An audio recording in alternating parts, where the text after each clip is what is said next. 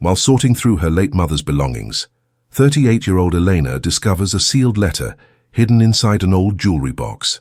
The words written in her mother's shaking handwriting will shatter everything she believed about her family, revealing the existence of a brother she never knew she had and a secret that 3 generations of women kept buried for nearly 4 decades. The jewelry box smelled like her mother's perfume, Chanel No. 5 mixed with something metallic and old, like time itself had a scent. Elena sat cross-legged on her mother's bedroom floor, surrounded by cardboard boxes and tissue paper, trying to decide what to keep and what to let go. 38 years old, and she'd never imagined she'd be doing this alone. Her mother, Victoria Chen, had died 6 weeks ago at 71, suddenly and without warning. One moment she was gardening in her backyard in San Francisco, the next she was gone. An aneurysm, the doctors said. Quick, painless, as if that made it easier. Elena had flown in from Boston 3 days ago to handle the estate. Her father had died when she was 12, and she was an only child, or so she'd always believed. There was no one else to sort through the accumulated debris of her mother's life. No siblings to share the burden of memory, to argue about who should keep the china or the photo albums, or the ridiculous collection of ceramic cats Victoria had insisted were valuable. She had a habit of twisting her wedding ring when she was anxious, around and around, a nervous tick her husband Marcus had learned to recognize as a warning sign that Elena's mind was somewhere dark. She was doing it now, the thin gold band spinning on her finger as she opened drawer after drawer of her mother's dresser, scarves that still smelled like perfume, sweaters folded with military precision, stockings rolled into perfect balls. Her mother had been meticulous about everything, a trait Elena had inherited along with her dark hair and stubborn chin. The jewelry box sat on top of the dresser, ornate and heavy, made of rosewood with mother-of-pearl inlay. Elena remembered it from childhood, her mother opening it on special occasions, selecting earrings or a necklace with the same care other people reserved for choosing lottery numbers. "These belong to your grandmother," Victoria would say, holding up a jade pendant or a string of pearls. "Someday they'll be yours." And now they were, along with everything else, the house, the furniture, the weight of being the last Chen standing. Elena opened the jewelry box slowly, almost reverently. The interior was lined with red velvet, compartments holding rings and bracelets and brooches that spoke of another era. Her grandmother had come from Taiwan in the 1950s, bringing with her whatever jewelry she could carry. Each piece had a story. This ring survived a war. This pendant was a wedding gift. This bracelet was payment for passage to America.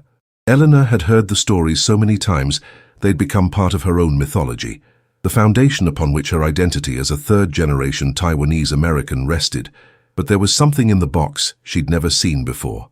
Tucked beneath the velvet lining of the bottom compartment, barely visible, was the edge of an envelope. Elena's fingers found it before her eyes did, feeling the texture of expensive paper hidden where it wasn't meant to be found. She pulled at it gently, and the false bottom of the jewelry box lifted away, revealing a secret compartment she'd never known existed. The envelope was cream-colored, sealed with tape that had yellowed with age. On the front, in her mother's distinctive handwriting, all sharp angles and precise strokes, were 2 words, "For Elena." But this wasn't the confident script Elena remembered from birthday cards and grocery lists. This handwriting trembled. The letters wobbled and slanted, as if written by someone whose hands wouldn't stop shaking, or whose heart was breaking with every word. Elena's breath caught. She set the envelope down on the dresser and stared at it, suddenly afraid. Some doors once opened couldn't be closed again. Some truths once known changed everything that came before and everything that would come after. She could feel it, the weight of revelation pressing against the seal of that envelope, demanding to be released. She was obsessed with order, with everything having its place. Her colleagues at the architecture firm in Boston joked that Elena's desk was so organized it made them anxious. Pens sorted by color, files arranged alphabetically, coffee mug always positioned exactly 3 inches from the edge of her desk. It was a way of controlling a world that felt fundamentally uncontrollable, a way of creating certainty in a universe built on chaos. But this envelope represented chaos, disorder, the possibility that everything she thought was true might be a carefully constructed lie. Outside the bedroom window, San Francisco stretched out in layers of fog and Victorian houses painted in Easter egg colors. Elena had grown up in this house, in this neighborhood where everyone knew everyone and secrets were currency. She'd played on these streets, attended the local school, been confirmed at the Chinese Baptist church 3 blocks away, where her mother sang in the choir every Sunday for 40 years. This was her origin story, her foundation, and now this envelope was threatening to crack that foundation open. Elena picked up the envelope again, turning it over in her hands. The tape was old enough that it came away easily when she worked at it with her fingernail. Inside were several pages of paper covered in her mother's handwriting, steadier on some pages than others, as if the letter had been written over multiple sessions, and there was something else. A photograph, black and white, edges scalloped in the style of the 1980s. Elena pulled it out first and felt the room tilt sideways. The photograph showed her mother, young, maybe 23 or 24, standing in front of a hospital. She was holding a baby wrapped in a blue blanket. But Elena had been born in 1986, and this photo was clearly older. The clothes were wrong, the hairstyle was wrong, everything was wrong. And her mother's expression, Elena had never seen her mother look like that. Raw grief, mixed with fierce love, mixed with something that looked like terror. Elena's hand started shaking. She set the photograph down carefully, as if it might shatter, and unfolded the letter. Her mother's voice rose from the page, and Elena could hear it in her head. That distinctive blend of Taiwanese accent and San Francisco inflection, the voice that had sung her lullabies and scolded her for bad grades and told her she was loved, even when Elena felt unlovable.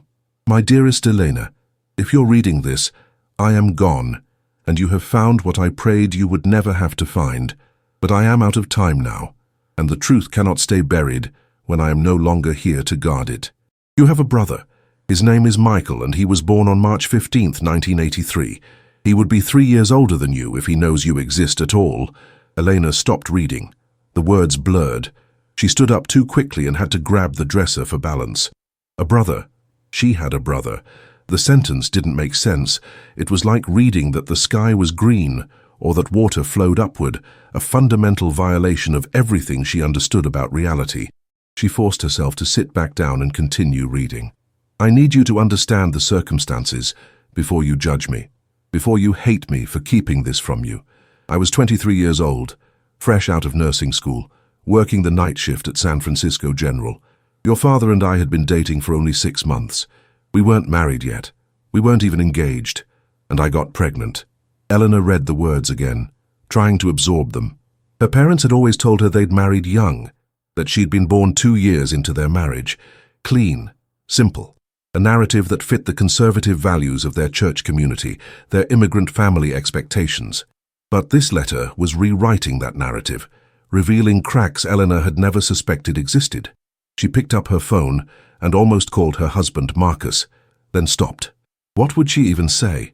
She needed to read the entire letter first, to understand the full shape of this secret before she tried to explain it to anyone else. She set the phone down and returned to her mother's words. Your father wanted to get married immediately. He was a good man, Elena, never doubt that. But I was terrified. My mother had sacrificed everything to come to America, to give me opportunities she never had. I was the first person in our family to go to college, to become a professional. And here I was, pregnant and unmarried, about to throw it all away. That's how I saw it then, as throwing away my future. Elena felt something twist in her chest. She'd known her mother as someone who'd given up her nursing career after Elena was born, who'd devoted herself to being a stay-at-home mom and community volunteer. She'd always assumed that had been Victoria's choice, her calling. But what if it hadn't been? What if her mother had been carrying the weight of this earlier sacrifice, this earlier child, through every decision she made afterward? My mother, your grandmother. She found out about the pregnancy before I could tell her myself. She saw the positive test in the bathroom trash, and Elena, she was furious, not disappointed, furious. She said I was destroying everything she'd worked for, that I was bringing shame on the family, that everyone at church would talk. She said terrible things that I've never forgotten and will never forgive, even though I understand now that she was terrified too. Terrified that her daughter's mistake would undo everything she'd sacrificed. Elena remembered her grandmother. Ba, they'd called her. The Taiwanese word for paternal grandmother, even though she was maternal. A tiny woman with steel in her spine, who'd worked as a seamstress for 40 years, who'd put Victoria through nursing school by sewing wedding dresses and prom gowns late into the night. Ba had died when Elena was 16, taking her stories and her secrets with her, or so Elena had thought. Your grandmother gave me an ultimatum. I could have the baby and marry your father, but I would have to drop out of nursing school. The family couldn't afford the scandal of an unwed mother and the cost of childcare while I finished my degree. Or, and this was the choice she pushed me toward, I could give the baby up for adoption. A closed adoption, she insisted. Clean break. No one at church would need to know. I could finish school, marry your father later when we were ready, have children when the time was right. Elena felt sick. She knew where this was going, could see the shape of the tragedy unfolding in her mother's careful handwriting. A brother given away, a family fractured before it ever formed. 3 years of his life lived somewhere else, with someone else, while her mother tried to pretend it never happened. I chose adoption, Elena. God help me, I chose it. I told myself it was the practical choice, the responsible choice. I told myself he would have a better life with parents who were ready, who could give him things I couldn't. I told myself a lot of things that were really just cowardice dressed up as sacrifice. The truth is, I was 23 and scared, and couldn't see past my own fear to what giving him up would cost me for the rest of my life. The letter continued, but Elena had to stop reading. She stood up and walked to the window, pressing her forehead against the cool glass. A brother, Michael, born in 1983. That made him 39 or 40 now. A whole person living a whole life somewhere in the world, not knowing Elena existed, not knowing he had a mother who'd given him away and then spent the rest of her life carrying that choice like a stone in her chest. Elena's phone buzzed. A text from Marcus. How's it going? You okay? She typed back. Found something. Need time to process. Will call later. Send. She couldn't talk to him yet. Couldn't talk to anyone until she understood what she was dealing with. She returned to the letter, forcing herself to continue. The adoption was arranged through the Catholic agency in the city. Your father never knew. I told him I'd miscarried at 10 weeks. I told him we needed to wait, to be more careful, to get married first before we tried again. And he believed me because he loved me, and because he had no reason not to believe me. I carried that lie into our marriage, into our life together, into everything we built. Elena felt a flash of anger at her father, David Chen, dead for 26 years, forever frozen in her memory as the man who'd taken her to baseball games and helped with math homework and died too young from a heart attack at 47. He'd never known, had lived his entire marriage believing a lie. How was that fair? How was that love? When I got pregnant with you 3 years later, it felt like a second chance, a way to do it right this time. I threw myself into being the perfect mother, the perfect wife, the perfect church member. But Elena, every milestone of your childhood reminded me of him. Every birthday I'd think, Michael is 3 years older than this. Michael is learning to read now. Michael is starting middle school now. I measured your life against his invisible life, and the guilt nearly destroyed me. Elena sat back down on the floor, the letter shaking in her hands. Her entire childhood, her mother had been haunted by this absent son. Every time Victoria had hugged Elena, had she been thinking of the child she'd given away? Every time she'd taken photos at school events or birthday parties, had she been wondering what Michael looked like, whether he was happy, whether he ever thought about the mother who'd abandoned him? I tried to find him once when you were 10 years old. I contacted the adoption agency, asked if there was a way to leave information in case he ever came looking. But the adoption had been closed, truly closed. The records were sealed. The agency said unless Michael initiated contact as an adult, there was no way to reach him. And I didn't push harder because part of me was relieved. Part of me didn't want to face what I'd done. The photograph caught Elena's eye again, her mother holding that baby, her face showing such a mixture of emotions that Elena had to look away. That baby was 40 years old now. That baby was her brother. They shared DNA, family history, a mother who'd kept them separated by lies and fear. Elena picked up the photograph and studied it more closely. She could see it now, her mother's eyes in the baby's face, the shape of the nose that Elena herself had inherited. This was family. This was blood. And Elena had never known he existed until this moment, sitting on her dead mother's bedroom floor, surrounded by jewelry and secrets, and the accumulated weight of generational shame.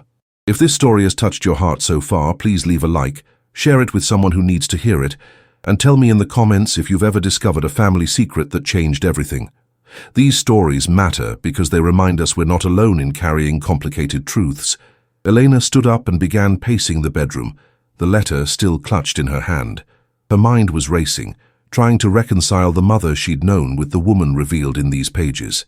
Victoria Chen had been her hero, the woman who'd volunteered at every school event, who'd made elaborate birthday cakes shaped like castles and trains, who'd taught Elena to be strong and independent and proud of her heritage. But underneath all that perfection had been this secret, eating away at her mother from the inside.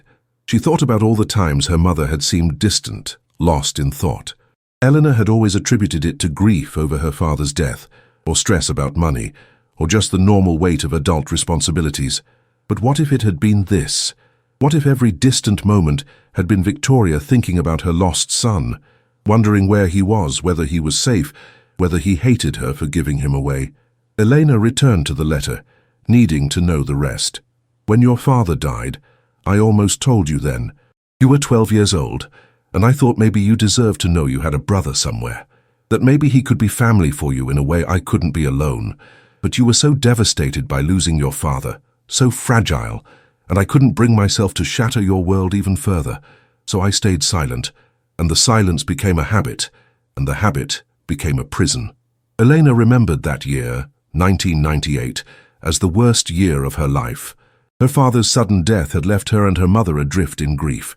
They'd clung to each other, the two of them against the world. Victoria had gone back to nursing part-time to keep them afloat financially. Elena had thrown herself into school, into being the perfect daughter, into making her mother proud. The two of them had been a unit, complete in their incompleteness.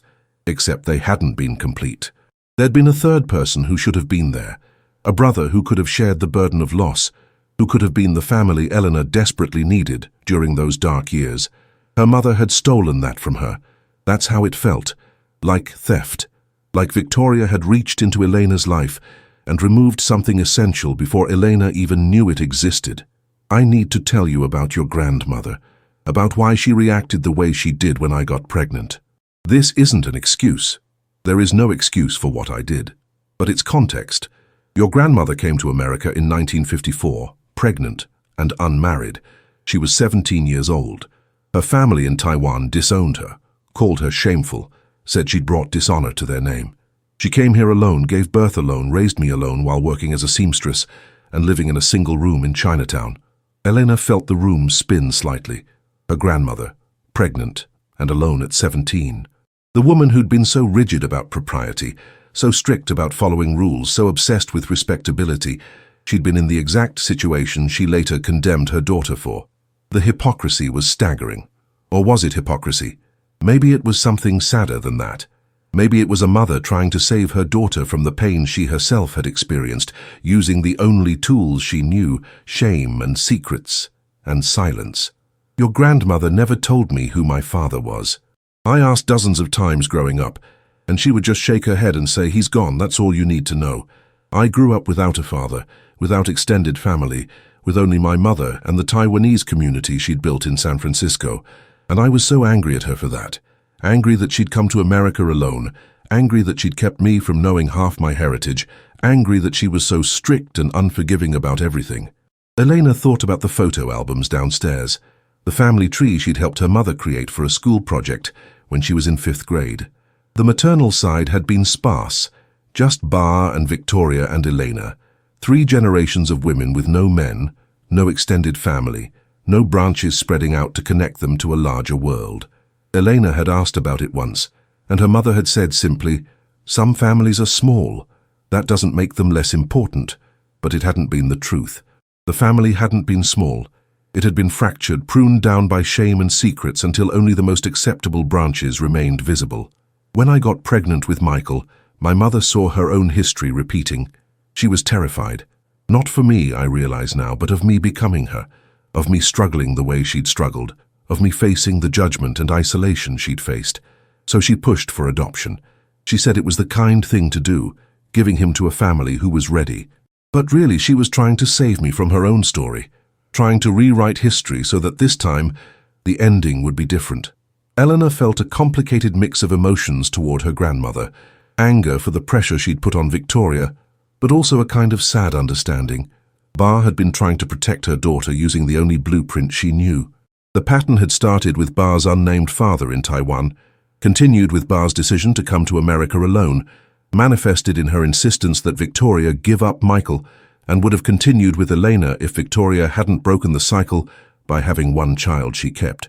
Except Victoria had broken the cycle in the worst possible way, by creating two children and treating them completely differently. Michael, given away to avoid shame. Elena, kept and loved and raised with every advantage. The unfairness of it made Elena's chest tight with rage on her brother's behalf. After you were born, I tried to be a different mother than my mother had been. More open, more affectionate, more willing to bend. But Elena, I passed the pattern on to you in a different way. I was so desperate to be perfect, to prove that I'd made the right choice, that I smothered you with expectations. Every achievement of yours became proof that I'd chosen correctly in keeping you. Every time you succeeded, I could tell myself that if I'd kept Michael, he might not have succeeded. I turned you into a weapon against my own guilt, and I'm sorry for that. Elena thought about her childhood, the pressure to excel in school, to be the best at everything, to never disappoint her mother. She'd interpreted it as love, as investment in her future, and it had been love.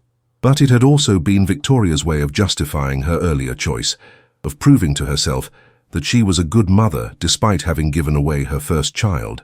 Elena had been performing for an audience she didn't know existed, trying to fill a hole she didn't know was there. 3 years ago I tried again to find him. You were 35, established in your career, married to Marcus, living your life in Boston. I thought maybe it was time. Maybe I could finally fix this mistake before I died. I hired a private investigator. It took 6 months and most of my savings, but he found Michael. Elena's hands froze on the page. Her mother had found him, had known where he was. 3 years ago, while Elena was living in Boston planning her career, having Sunday phone calls with Victoria where they talked about nothing important. During all of that, her mother had known where Michael was and hadn't said a word. He lives in Seattle. He's a high school math teacher. He's married to a woman named Jennifer, and they have 2 daughters, your nieces, Elena. Their names are Sophie and Grace, and they're 8 and 6 years old. The investigator sent me photos. And Elena, he looks so much like your father. The same eyes, the same smile. I stared at those photos for hours, and all I could think was, I gave away my husband's son. I gave away your sister's brother. I gave away their grandfather's grandson. Now the web of loss just kept expanding the more I thought about it. Elena felt tears on her face. 2 nieces. She had 2 nieces she'd never met. A brother who looked like her father, who taught high school math, who had built a life in Seattle without ever knowing about the family he had in Boston and San Francisco. The weight of what her mother had stolen, from Michael, from Elena, from all of them, felt crushing. I wrote to him. I drafted a letter explaining everything, apologizing for giving him up, asking if he'd be willing to meet me. I wrote it and rewrote it a dozen times. I addressed the envelope. I put a stamp on it, and then I couldn't send it. I was too afraid. Afraid he'd hate me. Afraid he'd want nothing to do with me. Afraid that reaching out would cause him more pain than staying silent. So I kept the letter in my drawer and told myself I'd send it eventually, when the time was right, when I was braver. The letter continued for another page, but Elena had to stop again.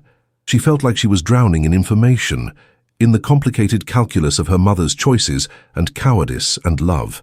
Victoria had found Michael, had known exactly where he was, had written to him but never sent the letter. 3 more years of silence when the silence could have ended.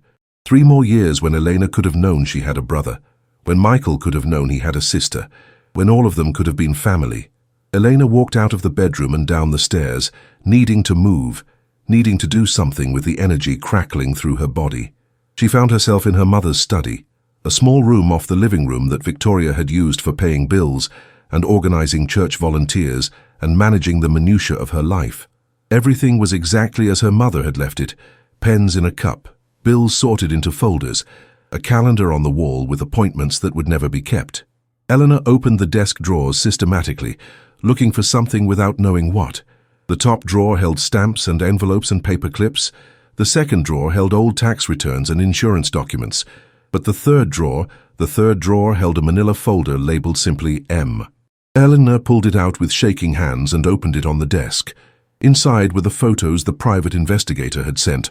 Michael as an adult, tall and lean with her father's face and her grandmother's eyes. Michael with his wife Jennifer, a blonde woman with a warm smile. Michael with his daughters, pushing them on swings, helping with homework, being the father he'd never had himself. Photo after photo documenting a life Victoria had watched from a distance, a life she'd paid someone to capture, because she didn't have the courage to be part of it herself. Beneath the photos was the unsent letter. Elena pulled it out and read it, tears streaming down her face as she absorbed her mother's words of apology and regret and love expressed 40 years too late. Dear Michael, my name is Victoria Chen, and I am your birth mother. I gave you up for adoption in 1983, and not a day has passed since then that I haven't thought about you, wondered about you, loved you from a distance. The letter was beautiful and heartbreaking and completely useless because it had never been sent. Victoria had poured her heart onto these pages and then hidden them in a drawer like they were something shameful, something too dangerous to release into the world. And now Victoria was dead, and Michael would never read these words, would never know that his birth mother had thought about him every day, had loved him despite giving him away. Unless Elena sent it herself, unless Elena finished what her mother couldn't. She picked up her phone and dialed Marcus. He answered on the second ring.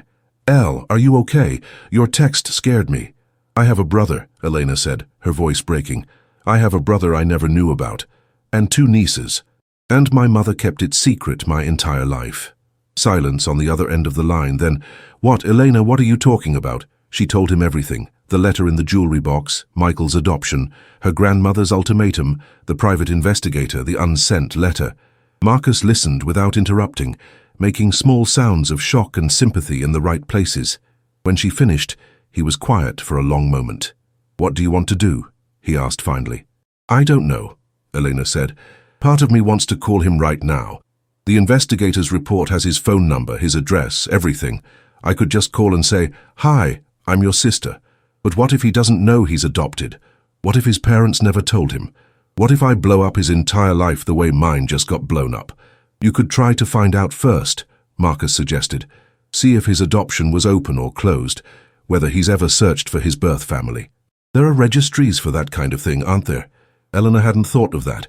She pulled up her laptop and started searching. Adoption reunion registries, Washington state adoption records, ways to find out if someone knew they were adopted. The internet was full of stories like hers, people discovering siblings and parents and entire branches of family trees they'd never known existed. She wasn't alone in this. That thought brought small comfort. She returned to her mother's letter, forcing herself to read the final page. "Elena, if you're reading this, I am gone, and you must decide what to do with this information.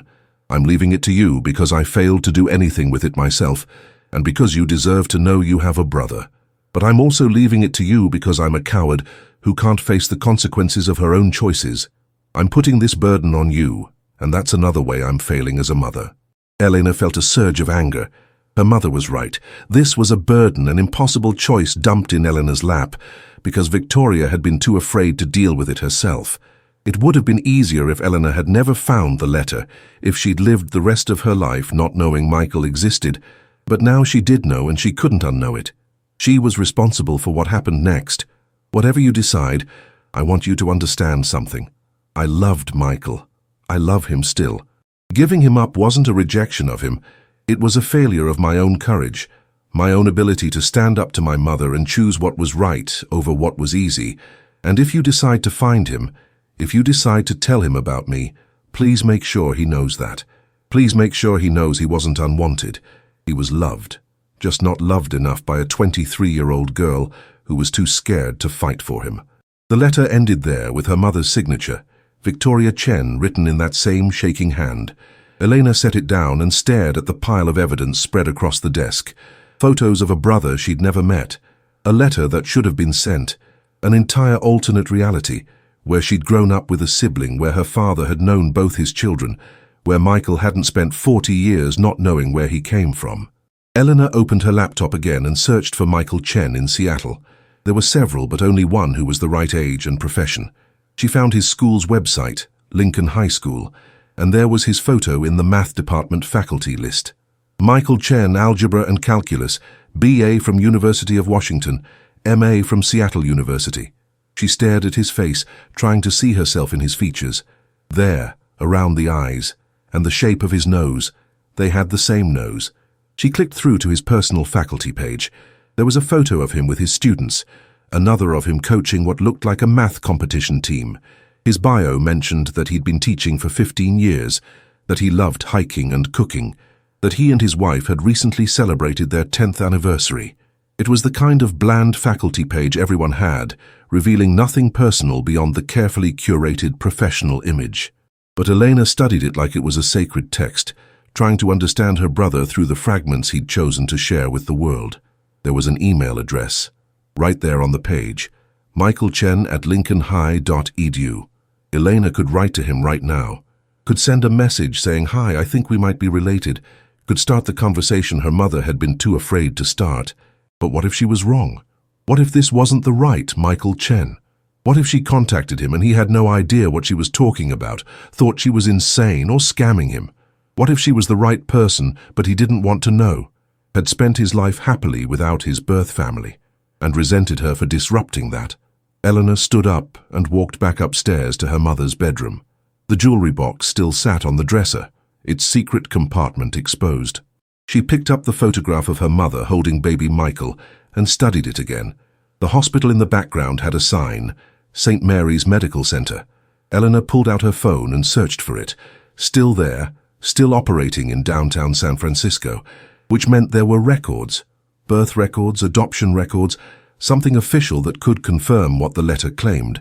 She could hire her own private investigator, could verify everything before she reached out to Michael, could build a case based on evidence instead of just her mother's word. That would be the smart thing to do, the careful thing. It's what her mother would have done, research and plan and overthink until the moment for action had passed. Or Elena could be brave in a way her mother never was, could reach out to Michael directly, tell him the truth, and let him decide what to do with it. Could give him the choice her mother never gave him, the choice to know his family, to decide for himself whether connection was worth the complexity. Elena spent the rest of the afternoon in her mother's study, drafting and deleting emails to Michael. Each version felt wrong, too formal, too casual, too apologetic, not apologetic enough. How did you tell someone that their entire understanding of their origins was about to change? How did you explain that you existed, that you were their sister, that you'd been living parallel lives for 38 years without knowing about each other? By evening, she'd written 16 drafts and sent none of them. She closed her laptop in frustration and called Marcus back. "I can't figure out how to word this. Everything I write sounds insane." "Maybe you're overthinking it," Marcus said gently. "Just tell him the truth, simple and direct. My name is Elena. I recently found documents suggesting we share a biological mother. Would you be willing to talk?" And if he says no, then he says no. But at least you'll have tried. At least he'll have the information to make his own choice. Marcus paused. "El, this isn't just about you and Michael. This is about you breaking the pattern your mother and grandmother set. They kept secrets. They hid truth. You can choose differently." Elena knew he was right. The pattern had to break somewhere, and it might as well be here, with her, in this moment. She opened her laptop again and typed quickly before she could second-guess herself. "Dear Michael, my name is Elena Chen. I'm 38 years old and live in Boston. I recently found documents among my late mother's belongings that suggest you and I share the same biological mother, Victoria Chen, who passed away 6 weeks ago.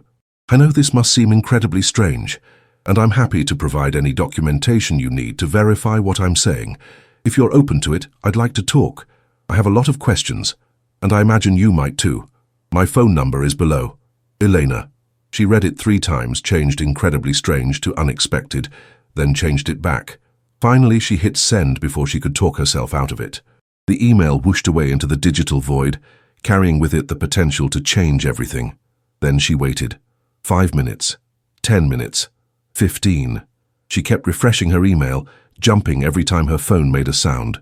Marcus stayed on the line with her, talking about nothing important, just keeping her company while she waited for her world to either expand or collapse. At 7:43 p.m., her phone rang. Unknown number, Seattle area code. Elena's heart stopped. Marcus, it's him. It's a Seattle number. Answer it, Marcus said. You can do this. Elena took a deep breath and answered. Hello? Elena? A man's voice, deep and uncertain. This is Michael Chen. I got your email. Hi, Elena said, her voice shaking. Thank you for calling. I know this must be... I'm adopted, Michael said, cutting her off. I've always known. My parents, my adoptive parents, they told me when I was 7, but the adoption was closed.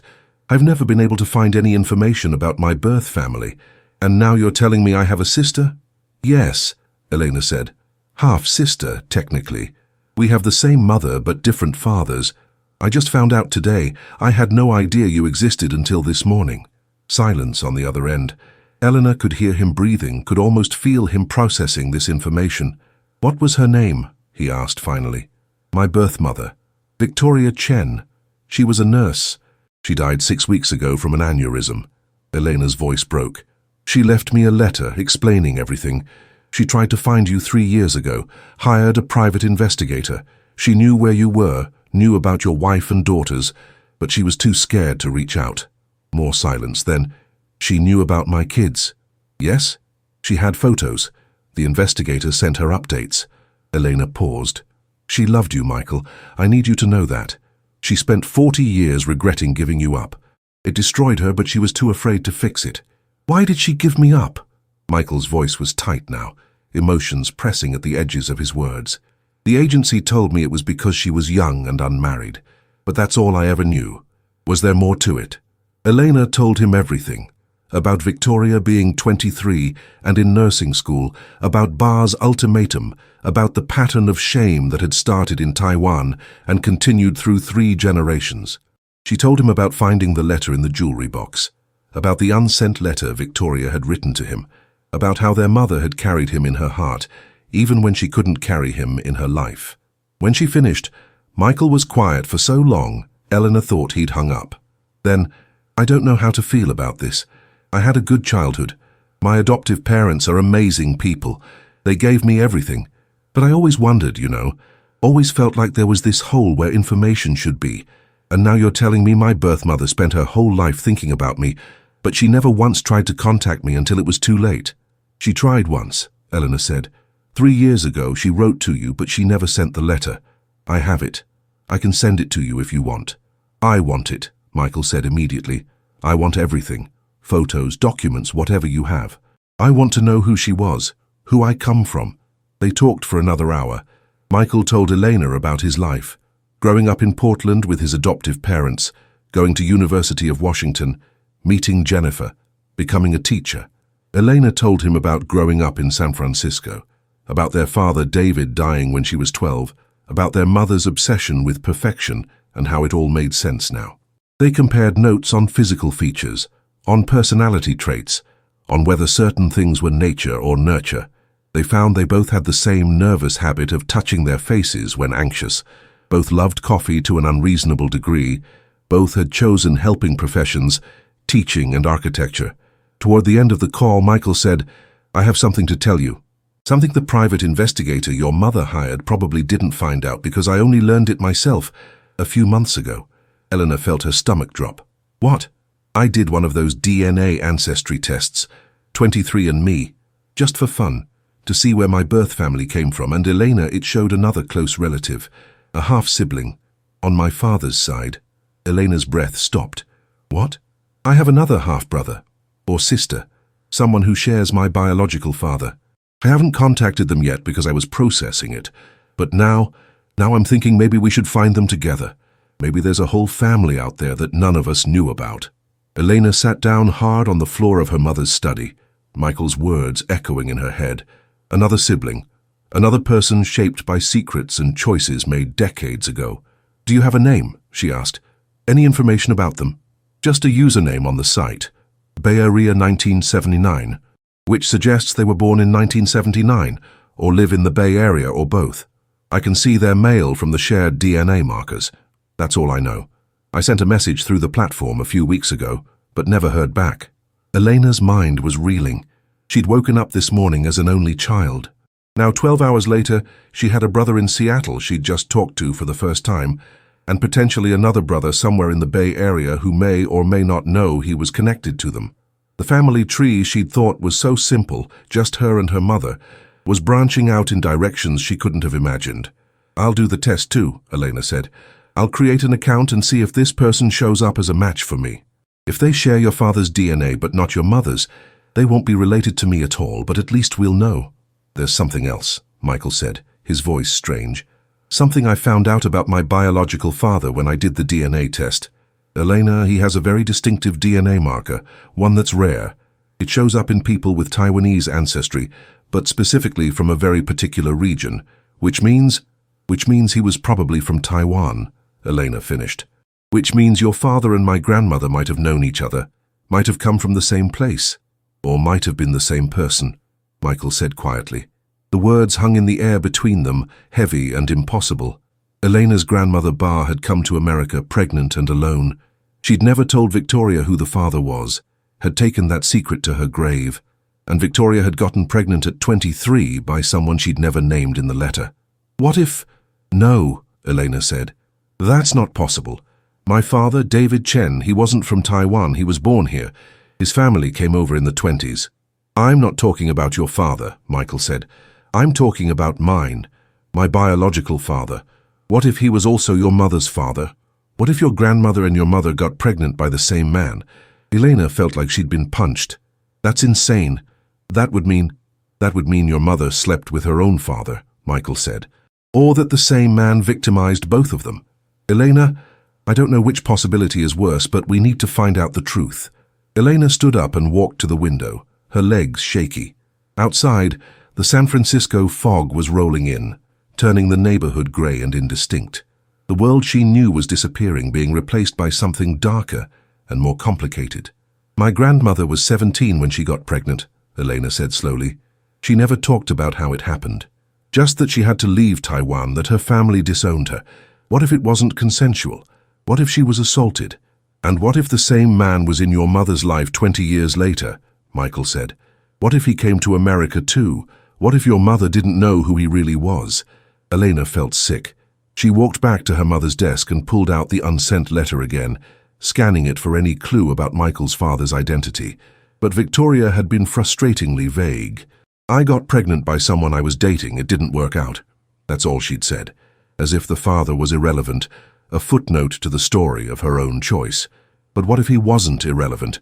What if he was the key to understanding all of this? "I need to look through more of my mother's things," Elena said. "There might be something here.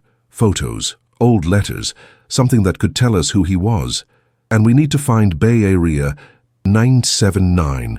If he's your half-brother through your father, he might have information we don't." "Agreed," Michael said. "I'll send you everything I have from the DNA test. And, Elena, I want to meet you, in person. I want to see my sister with my own eyes, not just hear her voice through a phone." Elena felt tears spring to her eyes. "I want that too. When?" "As soon as possible.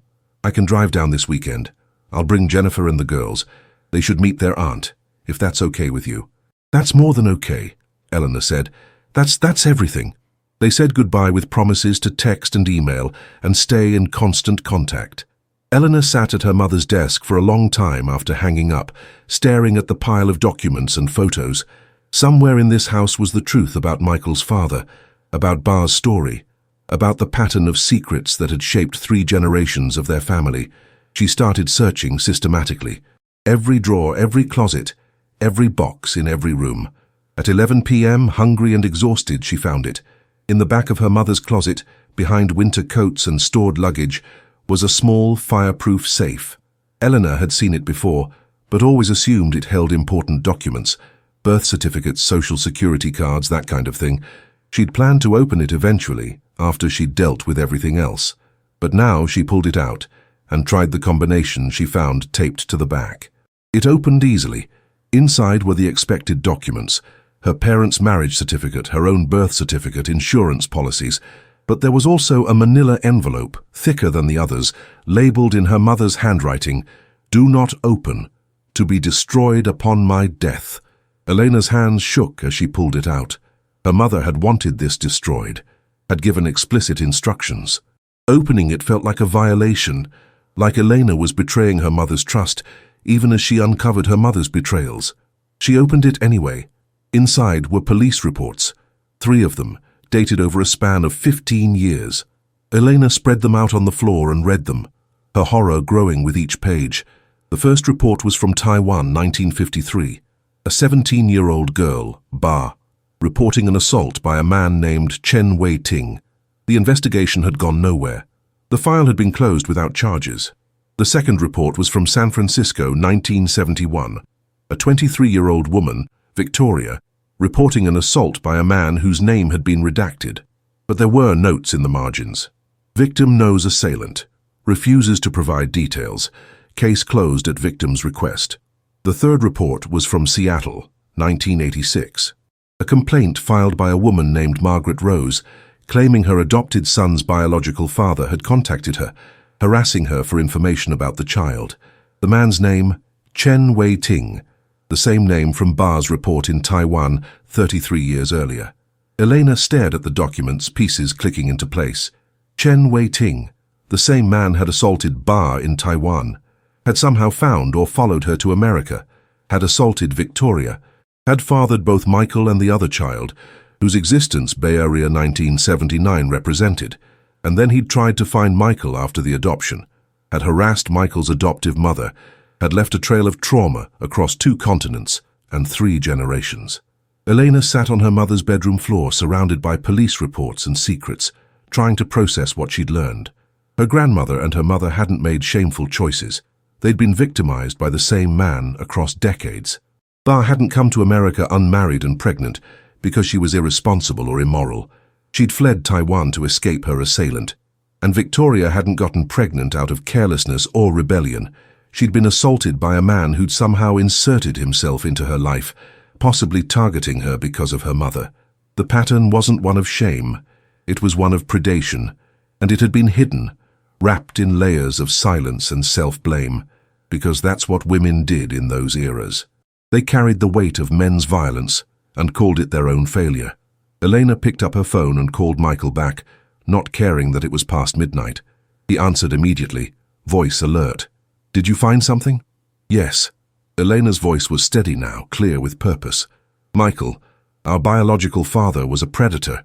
He assaulted our mothers. He probably assaulted other women, and he tried to find you after you were adopted. Your adoptive parents were right to keep the adoption closed. They were protecting you from him. She told him everything, the police reports, the name Chen Wei-ting, the pattern stretching from Taiwan to San Francisco to Seattle." Michael was silent for a long time after she finished. "So I'm the son of a rapist," he said finally, his voice hollow. "You're the son of 2 brave women," Elena corrected. "You're the son of survivors. Ba could have stayed in Taiwan, could have terminated the pregnancy, could have done 100 different things, but she came to America alone and raised your mother with everything she had. And Victoria could have terminated her pregnancy too, but she carried you and gave birth to you and made sure you went to a good family even though it destroyed her. You're not defined by him, Michael. You're defined by them." "Have you searched for him?" Michael asked. "Chen Wei-ting. Is he still alive?" Elena had been wondering the same thing. She pulled up her laptop and started searching. It didn't take long. Chen Wei-ting had died in 2015 in Los Angeles.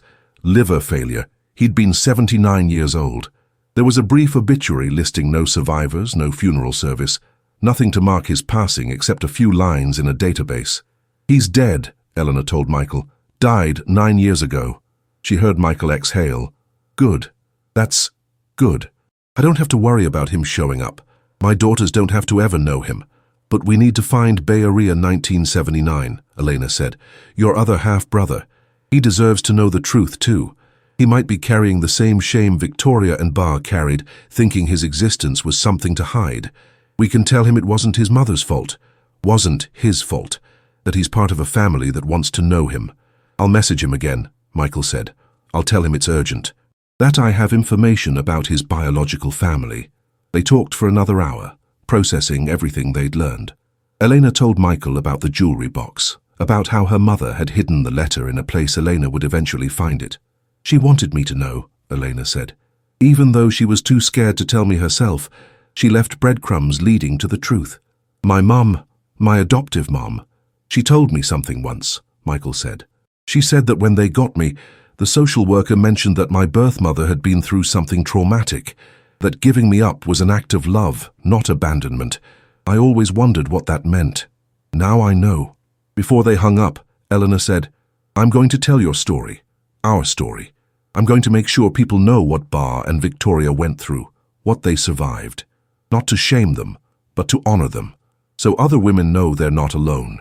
"I'd like that," Michael said. "I think they'd like that too." After the call ended, Elena went back to the jewelry box. She picked up the photograph of her mother holding baby Michael and studied it one more time. The expression on Victoria's face made sense now. It wasn't just grief and love and fear. It was also determination. The determination of a woman who'd just given birth to her assailant's child and was making sure that child went somewhere safe, somewhere he'd never be touched by the violence that had created him. Elena thought about her own choices, the ways she'd spent her life trying to be perfect, to prove she was worth keeping. She'd interpreted her mother's high expectations as pressure, as judgment. But maybe it had been something else. Maybe Victoria had poured all her love and hope and dreams into Elena precisely because she'd had to give them up for Michael. Maybe every achievement Elena made was a way for Victoria to prove to herself that she hadn't failed completely as a mother, that at least one of her children had grown up knowing they were wanted. If you've been moved by this story of hidden family and hard truths, if you've ever carried a secret that shaped your life, please leave a like. Share this with someone who needs to hear it, and tell me in the comments about your own journey toward truth. We're all connected by the stories we carry, and the courage it takes to finally tell them. Elena spent Friday sorting through the rest of her mother's belongings with new understanding. Every careful decision Victoria had made, the savings account she'd kept separate from her husband, the life insurance policy that would pay for Elena's needs, the detailed instructions for her funeral, all of it was Victoria trying to control what she could control, trying to protect and provide in the ways she knew how, because she'd failed to protect Michael in the way that mattered most. On Saturday morning, Michael drove down from Seattle with his family. Elena waited on the front porch of her mother's house, nervous and excited in equal measure. When the car pulled up and Michael stepped out, Elena's breath caught. He did look like their father. The same tall frame, the same way of moving through the world with quiet confidence. But he also looked like her. Same nose, same chin, same way of tilting his head when uncertain. They stood looking at each other for a long moment. Then Michael smiled, her father's smile, and said, "Hi, sister." Elena started crying. She walked down the porch steps and hugged him, this brother she'd known for 2 days and her whole life simultaneously. He hugged her back, and they stood there in front of their mother's house, making up for 40 years of missing embraces. Jennifer and the girls, Sophie and Grace, hung back at first, giving them space. But then Sophie, the older one, walked up and said, "Are you our Aunt Elena?" "Yes," Elena said, kneeling down to be at eye level with her nieces. "Yes, I am, and I'm so happy to meet you." They spent the weekend together, looking through photo albums, telling stories, filling in the gaps in each other's lives. Elena showed Michael the jewelry box where she'd found the letter. Michael showed Elena photos from his childhood, his wedding, his daughter's births, all the moments Victoria had missed. They cried together, laughed together, got angry together at the waste of it all, the lost time that could never be recovered. On Sunday afternoon, Michael's phone buzzed with a message from the DNA website. Bay Area 1979 had responded. His name was David Chen, a strange coincidence, sharing a name with Elena's father, and he was 45 years old, living in Oakland. He'd known he was adopted but had never searched for his biological family. Seeing Michael's message had triggered something in him, and he wanted to meet. "That's 3 of us," Michael said, showing Elena the message. 3 children from the same father, 3 families that didn't know each other existed. We should all meet, compare notes, figure out the full truth together. They arranged a meeting for the following weekend. Elena would stay in San Francisco, Michael would drive down again, and David would come from Oakland. 3 siblings, all named Chen by different circumstances, all shaped by choices and violence and love that had happened decades before they were born. Elena spent the week preparing. She organized all the documents, the police reports, the letters, the photos, into a timeline that told the full story. She contacted a lawyer about whether there were any other victims of Chen Wei-ting who might be entitled to know the truth. She set up a private Facebook group for the three siblings to share information and stay connected. And she finished her mother's birdhouse project, a small wooden structure she found half-built in the garage, probably intended as a gift for the church. Elena completed it, staining it the way her mother would have, and hung it in the backyard where Victoria used to watch birds while drinking her morning tea. It felt right, completing something her mother had started, making something whole from broken pieces. The following Saturday, the three siblings met at a cafe in downtown San Francisco. David turned out to be tall and quiet, a software engineer who'd been raised by a single mother in Oakland. His adoption had been closed too, but he'd always known about it. He'd done the DNA test out of curiosity, never expecting to find close relatives. They sat at a corner table for 4 hours, comparing stories and documents, piecing together their shared history. David's mother had also been assaulted by Chen Wei-ting in 1979. She'd been 18, working as a waitress in Chinatown. She'd gotten pregnant and decided to keep the baby, but give him up for adoption, so he could have a better life than she could provide as a single teenage mother with no support system. She told me when I was 16, David said. Told me my biological father was a bad man who'd hurt her, that I should never try to find him. I always wondered if I was like him, if I carried his violence in my genes. You don't, Elena said firmly. None of us do. We carry our mother's strength. Their survival, their love, that's our inheritance. They talked about what to do with the information they had, whether to try to find other potential victims, whether to report Chen Wei-ting's crimes even though he was dead, whether to go public with their story. In the end, they decided to start small, to create a support network for people who'd been conceived through assault, to share resources and connections, to build the kind of family their mothers hadn't been able to build because of shame and secrecy. As they were leaving the cafe, Michael pulled Elena aside. Thank you, he said, for finding me, for having the courage Mom didn't have, for breaking the pattern. Elena hugged him.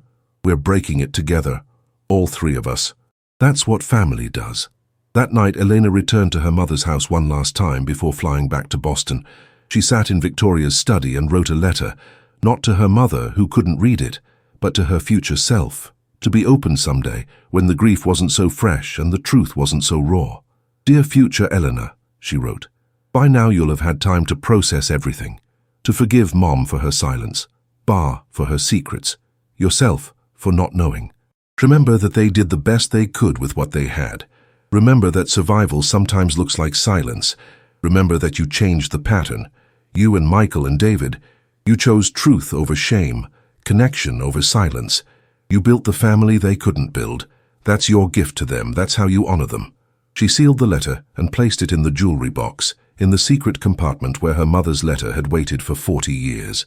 Someday, maybe her own daughter, if she and Marcus decided to have children, would find it and understand that every family carries complicated truths, and that the bravest thing you can do is look at them directly and choose love anyway. Elena flew back to Boston on Monday morning. Marcus picked her up at the airport, and she collapsed into his arms in the baggage claim, exhausted and relieved and changed in ways she was still figuring out. How are you? He asked as they drove home. I have a brother, Elena said, the words still strange in her mouth. Actually, I have 2 brothers and 2 nieces, and a family story that's going to take years to fully process. But Marcus, I'm okay. Better than okay. I know the truth now, and the truth, even when it's hard, is better than beautiful lies. That night she called Michael and David for a 3-way conversation. They'd decided to make it a regular thing. Sunday evening calls where they'd check in, share stories, build the relationship their mother's trauma had prevented.